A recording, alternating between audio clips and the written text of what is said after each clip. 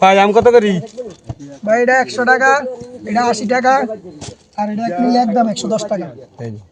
দেন এটা 10 কেজি দেন ভাই কম হইতো না কিন্তু একদম 110 টাকা হইলো দেবো 110 টাকায় দেবো দেন।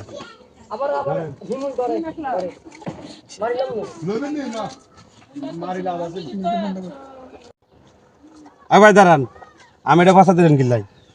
আচ্ছা ভাই এটা পাল্টা দিয়ে না না না আমি পাল্টাই না, এই বাটপারি ব্যবসা পাইছেন কই? আরে ভাই পাল্টা দিয়ে না কাস্টমার ঠকাই না, এই কাস্টমার ঠকাই, এই পচা আমি নেবো না।